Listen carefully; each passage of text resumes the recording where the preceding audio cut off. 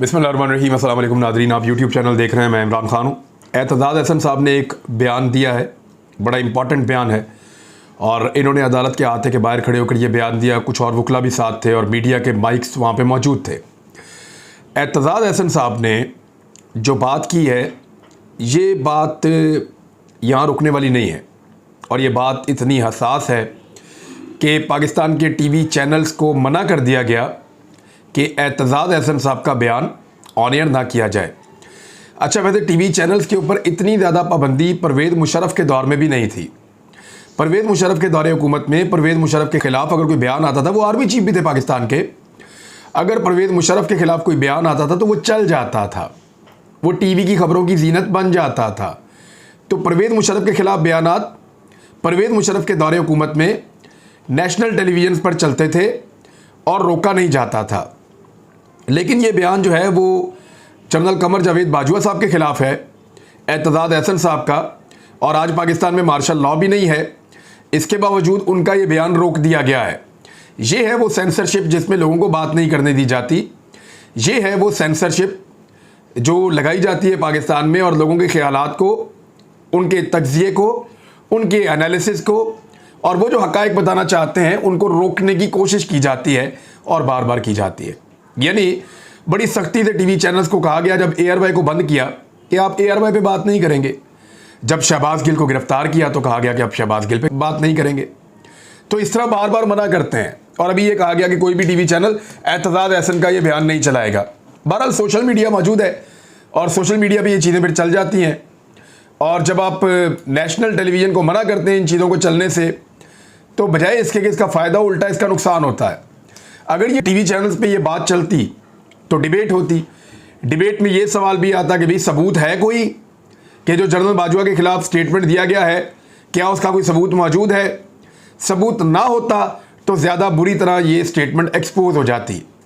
लेकिन इस स्टेटमेंट को रोक कर, इसके ऊपर डिस्कशन को रोक कर ये बंदोबस्त किया गया है कि लोग अब इसके ऊपर यकीन करें कि कोई तो दाल में काला है, जो इस स्टेटमेंट को जो है वो जाने नहीं दिया जा रहा, इसको रोका जा रहा है। बहरहाल एतज़ाज़ अहसन साहब ने क्या कहा, ज़रा ये आप इसको सुने। नवाज शरीफ, शहबाज शरीफ, मरियम, ये मुकदमे तो आपके में जिस तरह किसी की तली पे लिखे हुए हो, इस तरह ये लिखे हुए मुकदमे जिनसे इनको बाजवा साहब ने निकाला है, और बाजवा ने एक बहुत बड़ा जुर्म किया है ये उसको इनको इस तरह छोड़ना। और मैं ये समझता हूँ कि ये जो सारा मसला नैब ऑर्डिनेंस का था, ये नैब ऑर्डिनेंस तो सिर्फ और सिर्फ सियासी इंजीनियरिंग के लिए। तो ये एतज़ाज़ अहसन साहब ने कहा है, ना सिर्फ ये कहा बल्कि साथ और भी बातें की हैं। उन्होंने कहा कि इमरान खान ज़मीन पर और भागा हुआ मुजरिम नवाज शरीफ तख्त पर होगा। यानी जो प्लान बना हुआ उसके मुताबिक उनको ये लगता है। उन्होंने कहा लाहौर हाई कोर्ट में एतज़ाज़ अहसन ने मीडिया से गुफ्तगू करते हुए कहा कि जल्द इमरान खान ज़मीन पर और भागा हुआ मुजरिम नवाज शरीफ तख्त पर होगा। बेटी मरियम नवाज भी इनके पास पहुंची हुई हैं। नैब लॉन्ड्री के तौर पर सियासी इंजीनियरिंग के लिए इस्तेमाल हो रही है। नैब ऑर्डिनेंस सियासी इंजीनियरिंग के लिए है, वरना नवाज शरीफ, शहबाज शरीफ और मरियम नवाज के मुकदमे ऐसे हैं कि तली पर लिखा हुआ हो। ये इतने आसान और सादा और सीधे मुकदमात हैं, लेकिन यहाँ पे भी दो नंबरी की गई है और इनको निकाला जा रहा है। एतज़ाज़ अहसन साहब को ऐसा लगता है। फिर उन्होंने लॉन्ग मार्च पे बात की, राना सनाउल्लाह पे बात की, लेकिन जनरल कमर जावेद बाजवा के हवाले से उनका ये कहना था कि ये जो इस ख़ानदान को छोड़ा गया है या इनको जो NRO 2 मिला है, अब उनकी बातों से ये अखज़ होता है कि बाजवा साहब ने वो किया है। अब इसका जवाब जो है वो DG ISPR दे सकते हैं। वो बारहा ये कहते हैं कि हमारा सियासत से कोई ताल्लुक़ नहीं है, और उन्होंने माजी में ये स्टेटमेंट दिया था कि मुकदमात जो हैं उनका हल अदालतों में है और जो सियासत है उसका हल पार्लियामान में है, तो हमारा इससे कुछ लेना देना नहीं है। लेकिन इसके बावजूद रिजीम चेंज ऑपरेशन ये जो पाकिस्तान में हुआ है, इस पे लोगों को बहुत सारे शकुक व शुबहात भी हैं और बहुत सारी बातें भी लोग करते हैं इसके बारे में। देखिए, कुछ चीज़ें तो मैं जानता हूँ कि किस तरीके से लोगों को जो है वो सिंध हाउस में रखा गया, कैसे पैसे पहुँचाए गए, वो पैसे कैसे एक इस्लामाबाद के बड़े होटल में पहुँचाए गए, किसके नाम के ऊपर कमरों की बुकिंग की गई, किस तरह से भागे हुए अरकान को जो है वो प्रोटोकॉल और सिक्योरिटी फराम की गई, फिर किस तरह से उनको होटल के अंदर रख के उनको अय्याशियाँ करवाई गई, किस तरीके से मीडिया को दबाने की कोशिश की गई, किस तरीके से मीडिया को धमकाया गया कि वो रजीम चेंज ऑपरेशन का हिस्सा बने, ना कि रजीम चेंज ऑपरेशन के खिलाफ बात करे, किस तरीके से पाकिस्तान के मीडिया में लोगों को गिरफ्तार करके टॉर्चर किया गया, किस तरह से लोगों को प्रोग्राम उनके बंद करवाए गए जो लोग रजीम चेंज ऑपरेशन के ऊपर सवालात उठा रहे थे। ये सारी चीज़ें पाकिस्तान के रिकॉर्ड का हिस्सा है और हम सब इसके गवाह हैं। हमारे सामने पाकिस्तान के अंदर रजीम चेंज हुआ है, पाकिस्तान का बच्चा बच्चा जानता और इसके ऊपर सवालात भी उठाता है। तो एतजाज़ अहसन तो बहुत सीनियर कानूनदान है, बहुत सीनियर हैं। अब एतजाज़ अहसन साहब को क्या गिरफ्तार किया जाएगा? सवाल है, क्या कोई जुर्रत करेगा कि एतजाज़ अहसन साहब के ऊपर मुकदमा दर्ज करके उनको गिरफ्तार करवाए? नहीं करेगा। वकला गले पड़ जाएंगे, लग पता जाएगा आपको, वकील निकलेंगे बाहर और निकल कर एहतजाज करेंगे और टक्कर देंगे, सबको पता चल जाएगा कि ये क्या हो रहा है। जोर सिर्फ कमज़ोर के ऊपर चलता है, जोर सिर्फ उनके ऊपर चलता है जिनको ब्लैकमेल किया जा सकता है, उनकी ऑडियोज और वीडियोज फेक किस्म की बनाकर। इमरान खान साहब ने अभी कहा है, ये ननकाना में उन्होंने जलसा किया, बहुत शानदार, बहुत बड़ा जलसा था, बहुत बड़ी तादाद में लोग उस जलसे में शामिल हुए। इमरान खान साहब ने ननकाना के अंदर कहा कि गंदी गंदी वीडियोस तैयार की जा रही हैं डीप फेक के जरिए से, और उनके जरिए से आने वाले दिनों में ब्लैकमेल किया जाएगा और गंदा करने की कोशिश की जाएगी। वैसे ये अगर होगा तो ये पाकिस्तान की सियासत की एक घटिया तरीन लेवल होगा, और इस लेवल पे भी पाकिस्तान को कोई और नहीं लेकर आएगा, पाकिस्तान के ताकतवर लोग लेकर आएंगे। पाकिस्तान की एस्टेब्लिशमेंट पाकिस्तान को यहां पहुंचाएगी कि सियासत के अंदर मजीद से मजीद गंद डाला जाए।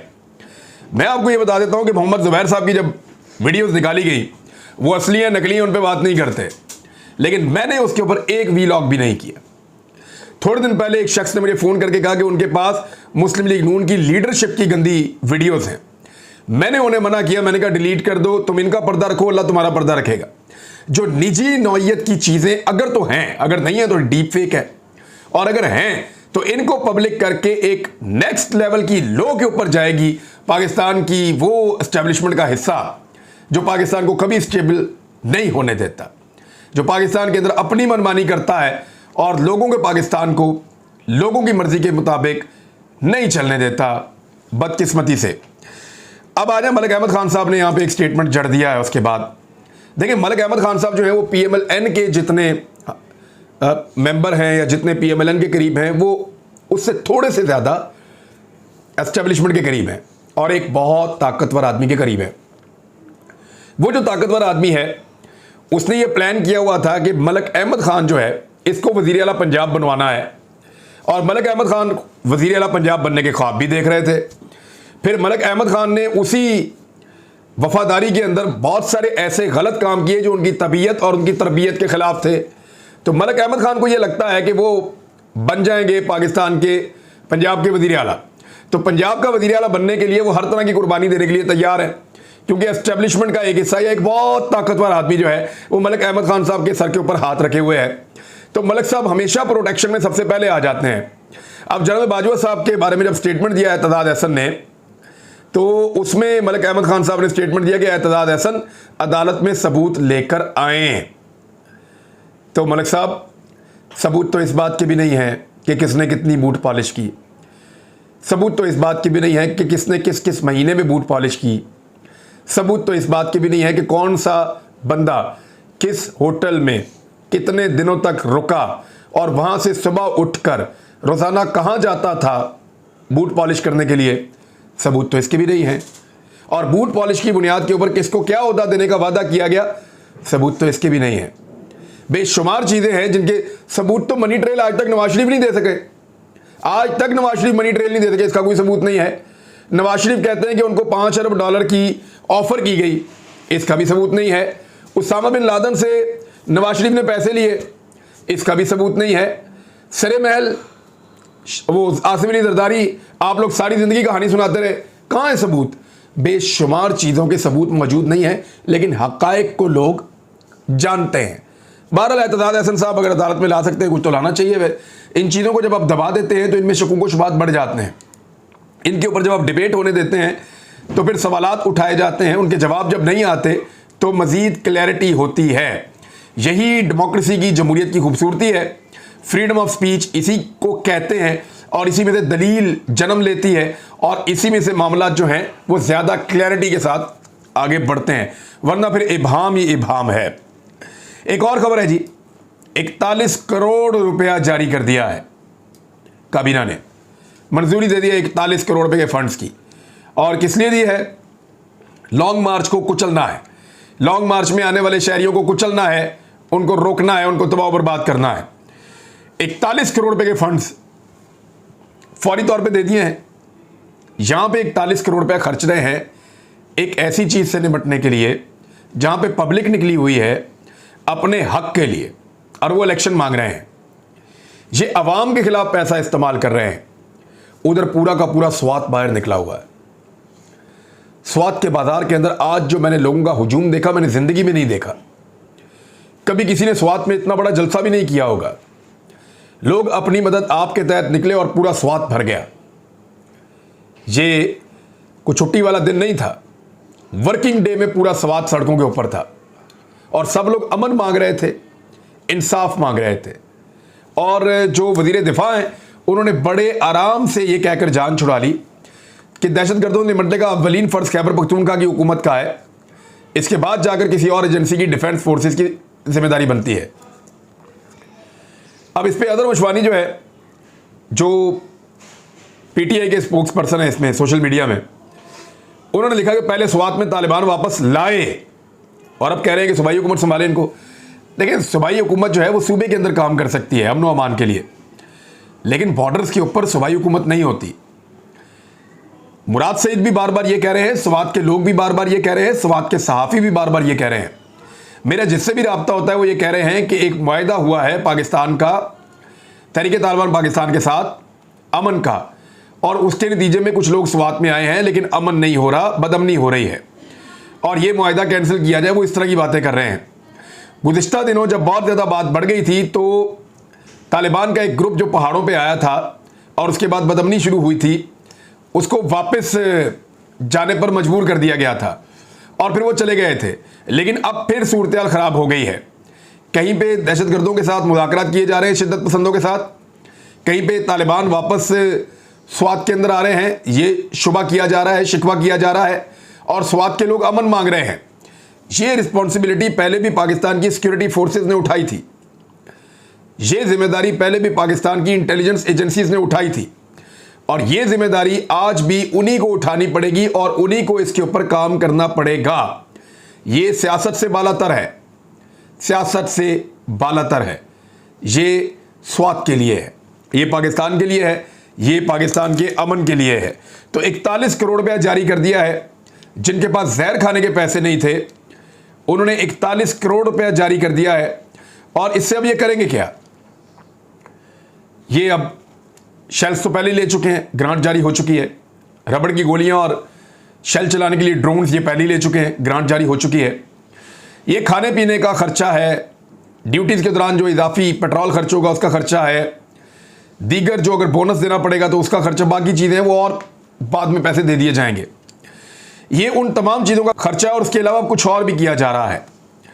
वो कह रहे हैं कि कुछ ऐसे एरियाज हैं जहाँ पे अब छापे मारे जाएंगे, यानी तहरीक इंसाफ के जो लोग हैं उनके जो फार्म हाउसेज हैं उनके ऊपर छापे मारे जाएंगे, पंजाब हाउस में छापे मारे जाएंगे, खैबर पख्तूनख्वा हाउस में छापे मारे जाएंगे, कश्मीर हाउस में छापे मारे जाएंगे और गिलगित बल्तिस्तान हाउस में छापे मारे जाएंगे और बनी गाला में भी छापे मारे जाएंगे। और ये जो है, ये सारा जो है एक्सप्रेस न्यूज़ के ऊपर छपा है, एक्सप्रेस पेपर के ऊपर छपा है, ई पेपर पे। अब जरा आप गौर करें, सिंध हाउस के ऊपर जिस वक्त एक पॉलिटिकल पार्टी के लोगों ने एहतजाज किया था, पाकिस्तान तहरीक इंसाफ की हुकूमत थी, तो इतना रोला डाला गया था कि वफाक ने हमला कर दिया सूबे के ऊपर, ये हो गया वो हो गया, पाकिस्तान की इकाइयों को तकसीम किया जा रहा है, रोला डाल दिया था। क्योंकि उस वक्त ताकतवर हल्के उस तरफ खड़े थे, पीटीआई के खिलाफ, इमरान खान के खिलाफ। और अब पंजाब के, खैबर पख्तूनख्वा के, गिलगित बल्तिस्तान के, आज़ाद कश्मीर के जो हाउसेज इस्लामाबाद में मौजूद हैं, इस खबर के मुताबिक उन पर हल्ला बोलने का या उन पर छापे मारने का मनसूबा तैयार किया जा रहा है। और ये खबर आ गई है, मुमकिन तौर पे ये ऐसा कर भी सकते हैं तो यहां कोई नहीं बोलेगा, यहां कोई नहीं कहेगा कि वफाक हमले कर रहा है सूबों पे या आज़ाद कश्मीर हाउस के ऊपर। उधर जो सेंटोरस में आग लगी है वो मामला मशकूक होता चला जा रहा है। मुझसे रब्ता किया है उनके बहुत अहम लोगों ने और उन्होंने बताया है कि वज़ीर आज़म आज़ाद कश्मीर को लगातार मजबूर किया जा रहा था कि आप इमरान खान को सपोर्ट देना मुकम्मल तौर पे बंद कर दें। फाइनेंशियल सपोर्ट आप बिल्कुल नहीं देंगे लॉन्ग मार्च के लिए, और इसके अलावा जो आपने टेलीथॉन में पैसा दिया है वो भी आपको नहीं देना चाहिए, और अपने तमाम पैसों को अलग कर लें और इमरान खान को किसी किस्म की सहूलत आपने नहीं देनी है बतौर पार्टी वर्कर या पार्टी के साथ ताल्लुक़ होने के वजह से। तो इस पे उनके ऊपर बहुत दबाव डाला जा रहा था। सरदार तनवीर इलियास को मना किया जा रहा था और वो इमरान खान साहब के साथी हैं। बाद में अचानक सेंटोरस में आग भड़क उठती है और ये आग लगी एक मखसूस इलाके में, लेकिन सारे टावर्स को सील किया जा रहा है। यानी अगर एक बिल्डिंग है वहाँ पे आग लगी, साथ वाली बिल्डिंग को तो आप सील नहीं कर सकते ना, या उसके साथ वाली बिल्डिंग को तो आप सील नहीं कर सकते।